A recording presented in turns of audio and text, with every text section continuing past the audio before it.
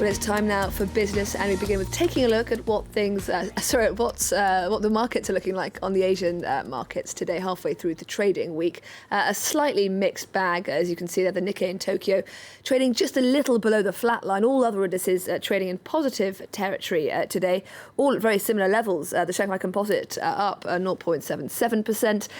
The Hang Seng, a very similar picture. And the Kospi in Seoul also trading up at 0.76% today.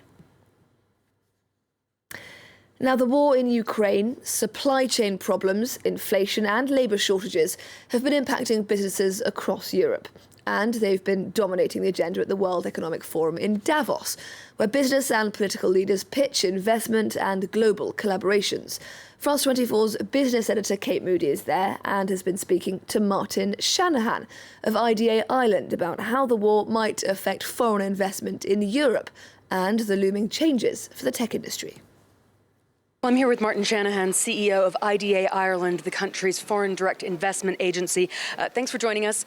Tell me first, has your business been affected by the war in Ukraine? Not directly. Ireland doesn't have significant reliance on investment from Ukraine, from Russia. So in that regard, no. But obviously there will be indirect impacts and second-round impacts from the invasion of Ukraine by Russia. They will come through supply chain issues, increased energy costs, commodity costs. So they're going to impact on everyone.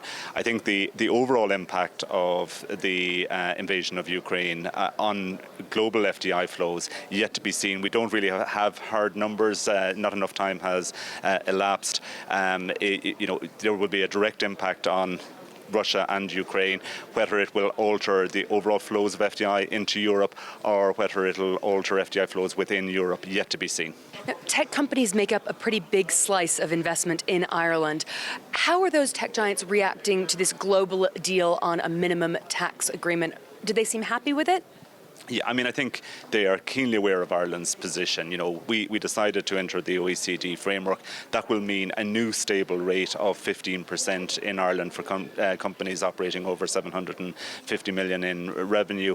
I think the companies are very comfortable with that. Obviously, Ireland isn't just about tech. We have a very significant pharma, medical technologies, international financial services as well. But the global taxation agreement is not something that concerns me in terms of an impact on Ireland. And we've yet to see, of course, how the implementation of that agreement will play out over the coming months. Now, you're a regular at the World Economic Forum. You've come here a lot. This year, there is a particular focus on the way that the public and the private sectors interact because of all the crises that we're seeing at the moment. Has there been a shift in the discussions that are taking place in the nature of what's going on here, do you think?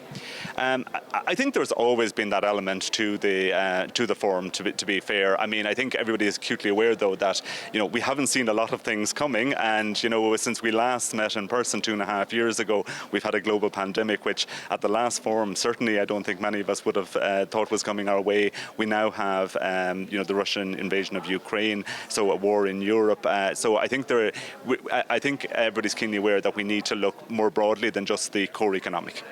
What are the biggest risks in terms of investment at the moment, would you say? I think globally, what everybody's focused on are supply chain issues. Companies still struggling with the fallout from the pandemic, and now certainly within Europe, the war in Ukraine isn't going to help that. I think inflation, obviously, on everyone's mind. And the number one discussion we have with companies is about the availability of talent. That is crucial for them to be able to stand up and operate their businesses, and that's an issue everywhere. So any country that is relatively better at that and is open, welcoming, and has aligned its education system with the needs of enterprise is going to do well. All right, Martin Shanahan, thanks so much for that. I'll be back with more from the World Economic Forum all this week on France 24.